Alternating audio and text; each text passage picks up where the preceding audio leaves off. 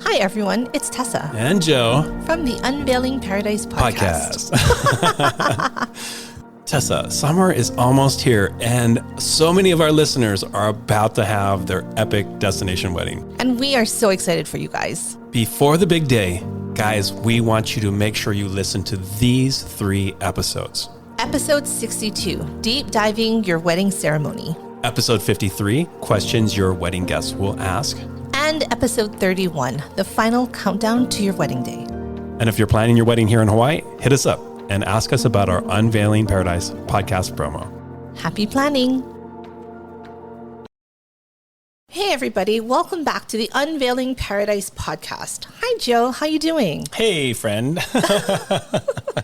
I'm doing awesome. How are you doing? I'm good, friend. Thanks for asking. Do you want to talk about stuff today? I want to. I'm so excited to talk about tons of stuff. Now, for all of our listeners, Tessa does a lot of like the scripting and the ideas, and she's like the brain trust of the podcast. And I don't know how I'm. Should we say involved. that I'm the smarter one of the two? I mean, it's probably true. I don't think. I think everybody knows this already. But today's show, I am actually going to take full credit for. That's not fair. Well, if it sucks, it's really fair for you. Yeah. It's going to be better for you. But if it's great, then, unfortunately, this is mine. This is my show. This is what happens when you let me have like the steering wheel. I want to do this. Okay, I have 2 things. Today, we're going to talk about this. It's going to be about unpopular wedding opinions. I love it. Okay, now here's the thing. I think that one of the things that we do really well is not agree on anything. Do you agree?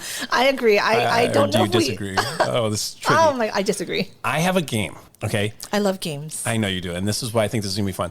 It's called the Devil's Advocate. Ooh. Right? So you have to play the Devil's Advocate, or I think what the opposite of that would be is maybe the Angel's Advocate. And the game is you or I are going to play the role of the Devil's Advocate or the Angel's Advocate, depending on what the unpopular wedding opinion is. Okay, so let me explain this. Here's an example. Dry weddings can be a lot of fun. Now you have to answer, Angel's Advocate would be like, yeah, dry weddings are super fun, or Devil's Advocate, stupid. Whatever. What I'm understanding is that we are not going to agree on anything We today. cannot. We cannot. Can't? No, there's no way we can do that. This is going to be like our normal episode, though. No big deal, right? We got this. This will be easy for us. All right, perfect. Well, let's get started. This is going to be fun. I can't wait. Let's do this. Welcome to Unveiling Paradise, your go-to destination wedding podcast. I'm Tessa, wedding planner and owner of Fred & Kate Events. And I'm Joe, wedding and adventure photographer of Joseph Esser Photography.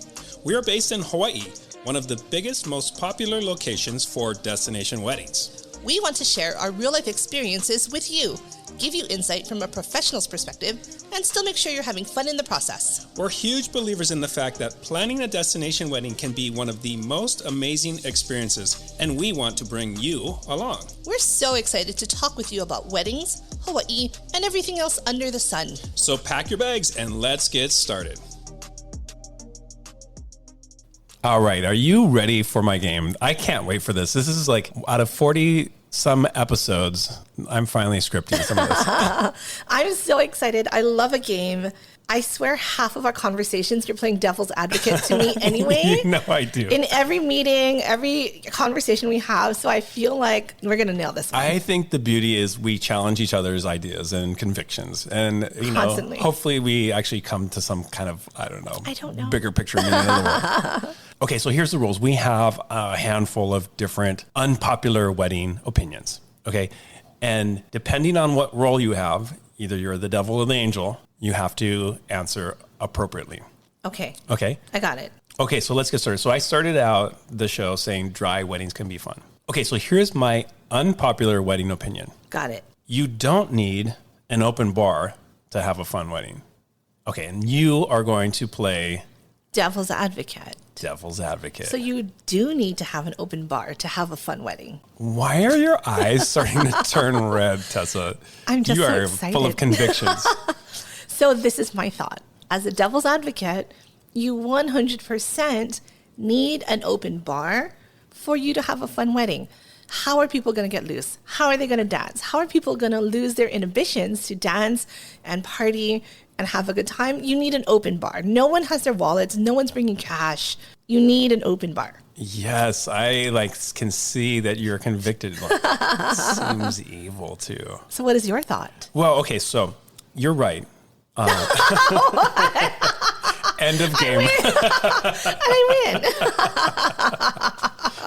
Wow, that was easier than I thought. So this is weird because I don't actually want to be the angel in this You situation. have to. Okay, all right. Dang it, this game is backfiring on me. Okay, so you do need... Wait. So you don't need an open bar to have fun. Yeah. This is actually more tricky than I think your role of being the devil. As the angel, I have to say that, okay, we actually talk about this a lot. People getting wasted, way too drunk at weddings. And I say, as the angel's advocate, if you have a cash bar, doesn't have to be an open bar, a cash bar, people are stingy. I think people, they won't get to that point of being inebriated, which sometimes can totally derail weddings. When you have too many drunk guests, people start fighting, people start barfing everywhere. You don't want that, right? Angel's advocate says, open bar, not so good. Ooh, you have a good point. Darn it. Devil's advocate, cash bar is lame. Open bar is fun. Sorry. Point to me. Yeah, you're right. You do have the fun factor. You brought up some good points, but at the end of the day, an open bar leads to a good time. I'm not agreeing with you, but I do see your point. What? Why are you winking at me then? I think you do agree. Okay. That was a good start. Okay, so Okay. Next question. Okay, Tessa, you get to share the next unpopular wedding opinion, and you can designate me as the devil or the angel. what? Whatever you want. I don't care. Oh, I like that. I'm okay. ready. Okay. So my unpopular opinion is this. You don't need a wedding party. They cause more drama than they do good. Ooh, so like no bridesmaids. No groomsmen. bridesmaids, no groomsmen, no squad, squad. nothing. And so you're going to play the devil's advocate. This is tricky. Okay, so I think I get the question. So you're saying the unpopular opinion is that you do not need a wedding party. And I am the devil. You sure are. Yes, you are. Okay, so as the Prince of Darkness, you do need a wedding party. I mean, why wouldn't you have like your squad, your people, the people that are going to be hyping you up all day, that are like going to be like, bustling your dress when you need that. Like, why wouldn't you do that? That's just silly. Is that your defense? Yeah. Like, why don't you need one? Yeah, why wouldn't you need them? Okay, so Angel's advocate, the reason why you don't need one is because there's so much drama.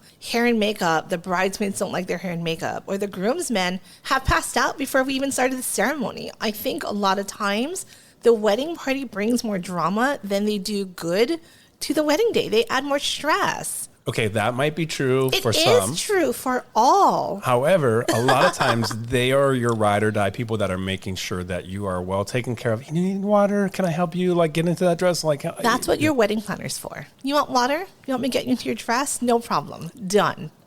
Your turn. Okay, well, I like people. So I want to be surrounded by people. Listen, how many friends do you have? I have a few. I have maybe more. One or two. Me, I don't know. One. Let's break this down. This is really simple. What is a bridesmaid or groomsman responsibility for your wedding day? What is the whole point of it? Are you asking me or are you supposed to be answering I'm going to this answer yourself? for you. Yeah, okay? I'm waiting. And their whole role is to support you. If they're not doing that, then you can get rid of them. So you're saying I'm right? No, but what I'm saying is your bridesmaid or groomsmen should be there to support you. And I think it's just kind of at the beginning, what is my role? How can I help? How can I make your day easier? It's not about causing more problems. A lot of times you need those close friends to be there when you're stressed out. Do you want to be all by yourself or with your best friend who's let's rip some shots right now and take all that anxiety away? Not if you have a cash bar. Fair. But okay, going back to Angel's advocate, I agree with what you're saying, that they should be there to support.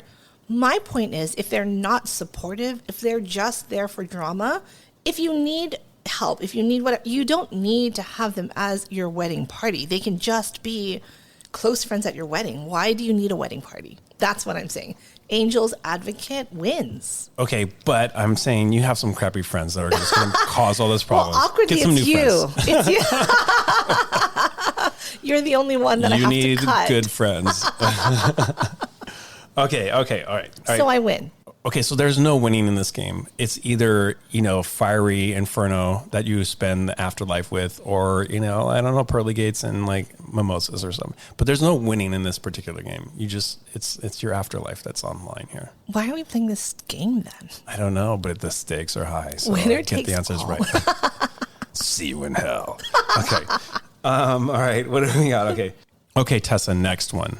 And this is going to be fun. I think I'm going to make you the angel's advocate on this. Yes. Okay. Unpopular wedding opinion. Reading private vows before the ceremony is so cute. So as the angel's advocate, I think that this is adorable for multiple reasons. Number one, I love that the couple has time to themselves to read these very intimate vows. They're not saying it in front of Uncle Sam or Auntie Debbie, who are just kind of nosy and they're not really close with them. Like, I love that they're just reading it to themselves with nobody else. They are nosy. They are nosy. Auntie Debbie, like, step back, There's no one that's trying to jump in and record them or get in their way or take a picture. Like, they're just doing their thing by themselves. And I think it's so personal, so intimate, and just a very tender moment for the two of them. This is so great that I get to be the devil's advocate on this one. You are the devil. Devil's advocate. I meant devil's advocate. That's I'm my sorry. deepest, darkest laugh I can come up with. The private vows. Yeah. Right? I love them. You can't tell me you don't love them. it is nice to have that recorded, but here's what happens sometimes.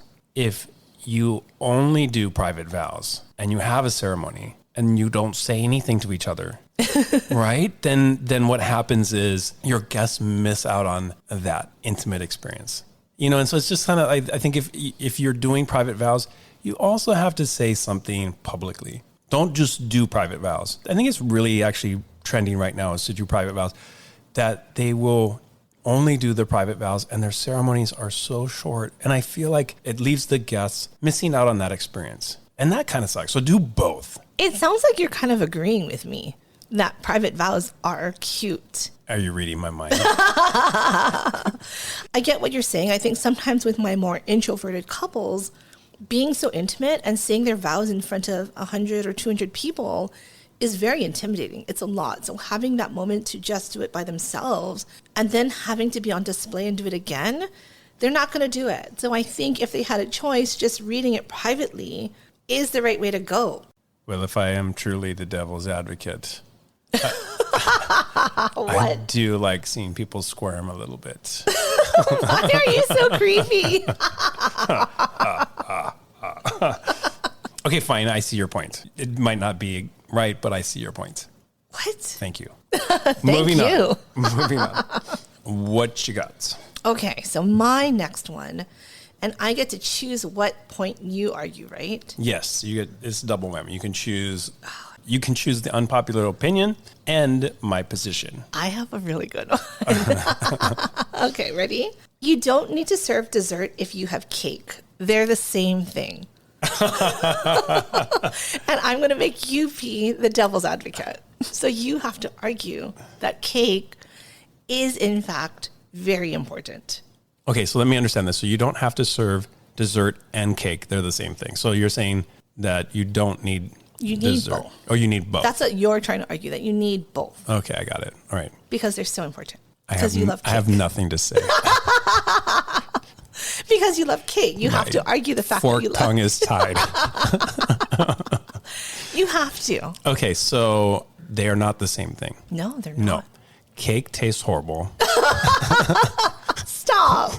And desserts don't taste horrible. You're doing an awful job. A really bad job at this. Okay. All right. I'll be honest. Okay. A dessert bar is awesome. Like if you have like a whole litany of different desserts and delicacies, awesome, right? Cake is tradition. Like it's nice for photos. You cut the cake and then you pretend like it tastes good, and it's really for photos. And I think it's tradition. So I would say, if you want to enjoy your desserts, have a dessert bar, and then cut the cake for pictures. Fact. Okay, the angel in the room, what do you have to say about cake? And I already know what you're going to say. It's great, it's awesome. I mean, cake is awesome. Okay. It's important. It's tradition. You need to have cake. So you don't need the dessert then? No, you don't need dessert if you have the cake. Okay. The cake is everything. The cake makes a wedding. Okay, well, that's interesting. We'll let the audience choose. You which didn't one even argue this one that well, though. I'm disappointed I sure did. in your I answer. sure did. Okay, my turn. This is a good one. Yeah. Okay, here's the unpopular opinion. Mm-hmm. It's okay not to invite your entire family to your wedding.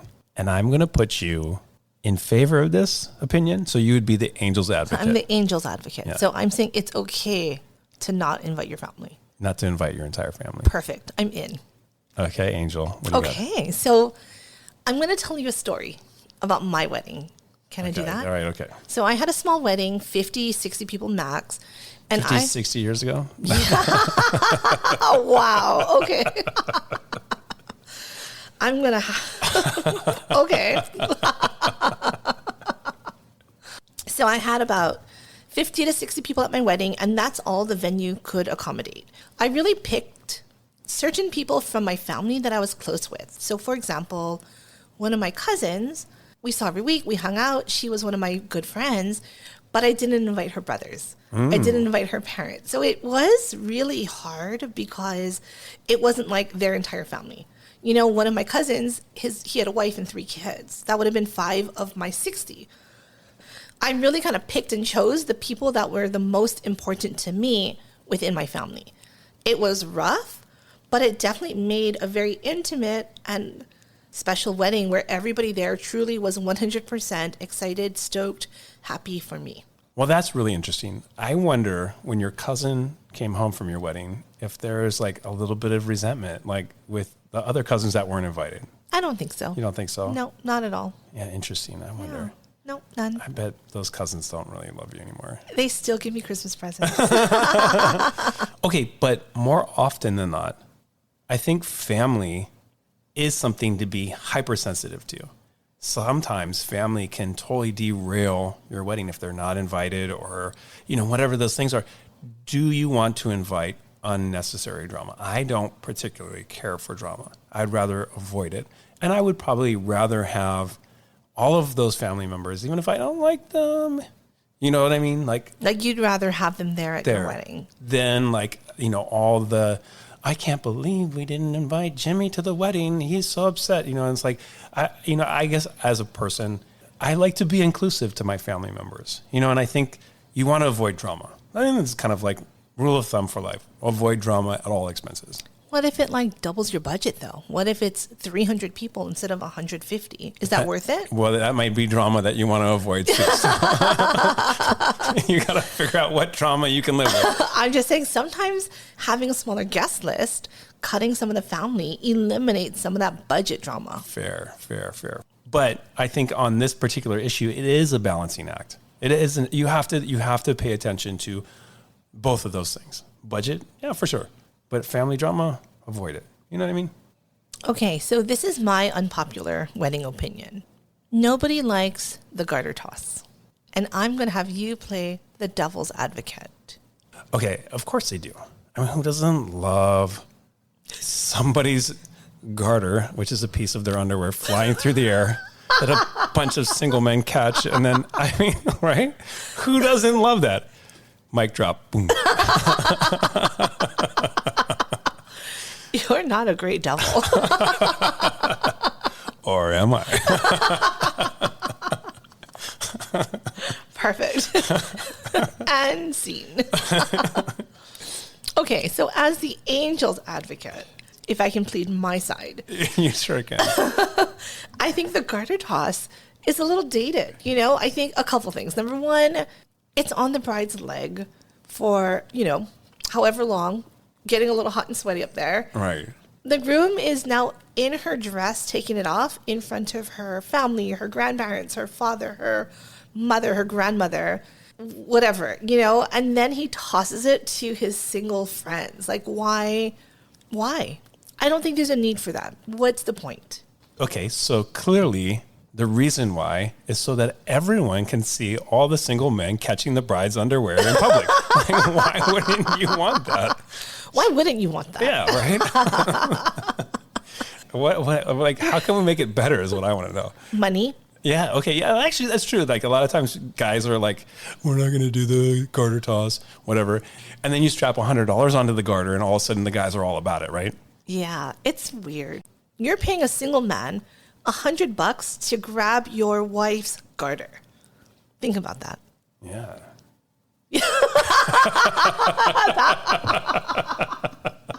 You're gross. You're pervy. This is not going to come off well for you. I'm just saying. As the devil's advocate, I mean, you put me in this position. Well, that's what you get. That's what you get. You know what? It's exactly what I thought I was going to get. There's no win for that one. Okay, fine. Then I'm going to take the next one. Sure. The bouquet toss. Oh. The bouquet toss is cringy. You get to be the devil's advocate. Oh. Yes. Okay. So I'm saying the bouquet toss is fabulous. Fabulous. That's right. I got you. Okay. Question. Does it have to be a bouquet toss or can it be a bouquet presentation? It has to be a toss. A toss? Yeah. Okay. To like all the single women. Yeah. Got it. Okay. Well, I think that's fabulous because number one, you get to give away your bouquet to someone that you love. So you don't have to worry about keeping it or carrying it with you. Like you're just tossing it away. All that money that you spent on this beautiful bouquet can be tossed into the air. It's hurling through the air. Hurling it through the air. It's going to make great photos. Yeah. And number two, you can give it to a single person, single them out, so they know who's next to get married if they want to get married. Right. And that's awesome. Yep. Wrong. Every time you have to drag all these single girls onto the dance floor. And sometimes, most of the time, there's like a handful of people. And it's really awkward. They're like, I wish I could be in a relationship. I'm not there yet or whatever. And you've literally called them out in front of everybody. You know what I mean? It's awkward. It's awkward. It's less awkward than throwing the bride's Don't say it. Don't say through the air. Don't say it. This is my next one. Unpopular wedding opinion. Get married wherever you want. It's your day, no one else's. If you want to have a destination wedding on the other side of the world, go for it. And I want you to be the angel's advocate. Okay, that's a tough one. And I want to say that the way you presented that to me was a little judgmental. I think it's a little pushy. Like, it's your day, no one else's. Okay. Well, that's not true. You can't change the situation. A destination wedding, you can plan your wedding around the world anywhere you want. And the people who really want to be there for you will be there. That's great. That's amazing. What couldn't be better? You know, I mean, I don't think that is necessarily just an individual decision. You are offering an amazing experience for your family and friends on any corner of the planet. How awesome is that? You can have a destination wedding in Tahiti. I'm there. I want to be there. You can have a destination wedding in Italy. Please. I'm all about it. That is so much better than having a wedding at like a veterans hall or something in your hometown. Like, that's what you want? Like, I'm going to stand my ground and say, for sure, destination weddings rock. But you're not answering the question, Angel. It's your wedding is your day. Do what you like. It's not about planning a destination wedding. That was an example. I'm saying that as a couple, you do what you like, regardless of anyone else's feelings. That's what I'm saying. That sounds judgmental too. Can you argue it or can you not? I'm just wondering. Big picture, your wedding is your wedding day, right? It is your special day as a couple. And plan it for yourselves. I mean, if you want to elope, do that. That's totally fine. If you want to have a very intimate destination wedding anywhere on the planet, do that. And the people who want to be there will be there. That doesn't mean you can't celebrate with that bigger, broader family group or whatever back home. You can always do that. But if that is important, if travel is important, having that experience as part of your wedding is important, there's nothing wrong with doing that, owning that, doing that for you and your boo. Like, why can't you do that? What's wrong with that? Devil, go ahead. You're up. Oh, man, I really like your answer. You had some good points. It was just really, you presented it really judgy. I am judgy. Now I'm sorry. you have to own it. I know. Okay, so devil's advocate, Me being a people pleaser, when I got married, I think the understanding is it's not just for me. It's Wait, not. time out. You just told us that you didn't invite half of your family. Not so much people pleasing. Let me take a step back and say I wanted to invite no one to my wedding. I wanted to elope. Okay. And because of pressure from my family, my grandparents, and my sister, we did have a wedding here locally for 50, 60 people. So it was about 50 people bigger than I wanted it to be. So again, as much as I wish it was just about me and my husband, it wasn't. I have to keep in mind my family. I have to keep in mind my friends and people that really want to celebrate and be with us. So devil's advocate again, it's not just your day. It really is about bringing together all of your friends and family that love you and want to celebrate you. And you have to think about them when making these wedding planning decisions. This is super awkward because you have a podcast that's about destination weddings. And again, if that's what you want to do with all your family and friends, then I think that's amazing. So and I'm all for it. I win this one for sure, hands down. Thank you so much. And moving on. Okay, I love it. Okay, I think we have a couple more. I'm going to take my last one here. I love this. This is going to be so fun. I'm scared. I'm going to say this, and I know this is unpopular. It's going to be unpopular for you.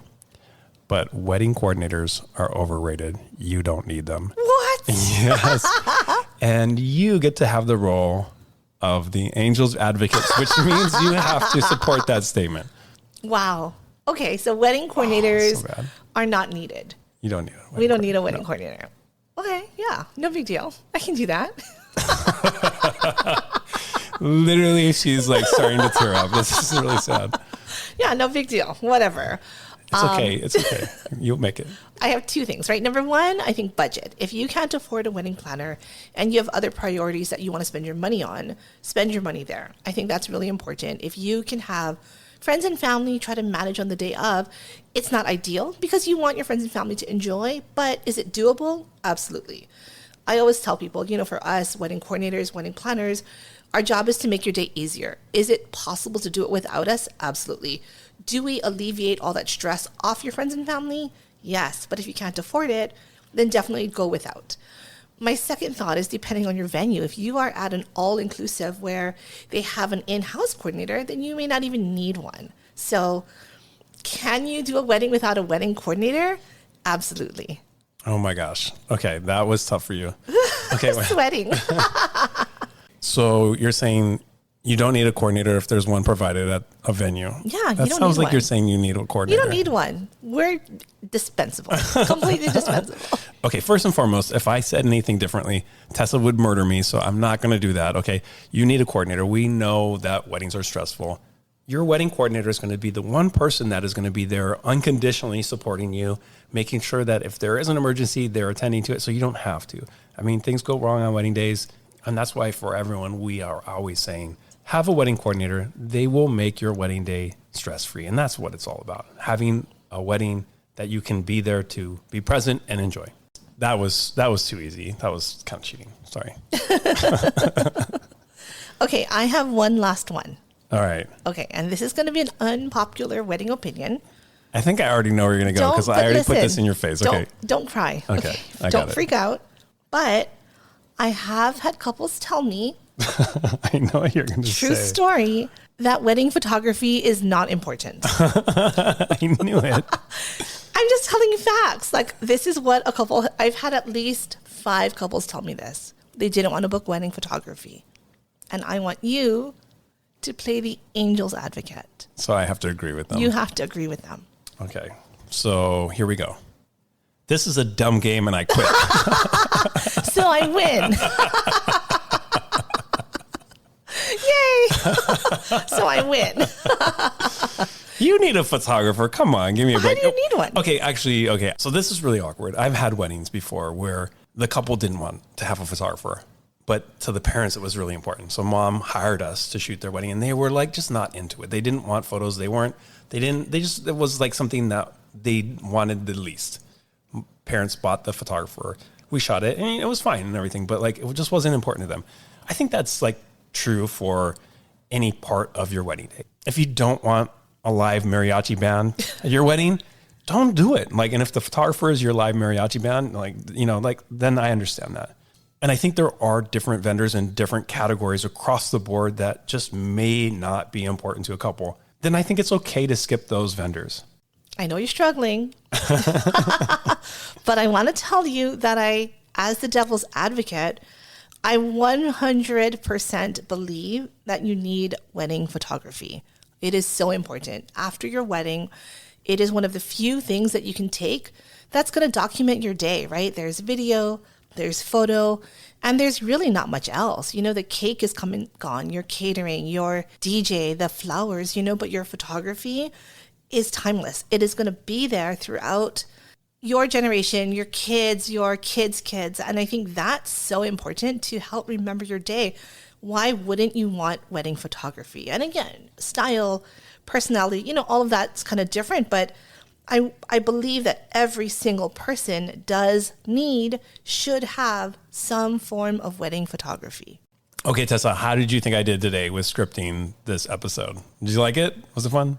I mean, it wasn't not fun, but there was no winner to your game. That sounds like what a devil's... It wasn't not fun. You're still playing. We're done with the game. We're never going to agree. I think we know quit that. Already. This is stupid. Let's agree to disagree.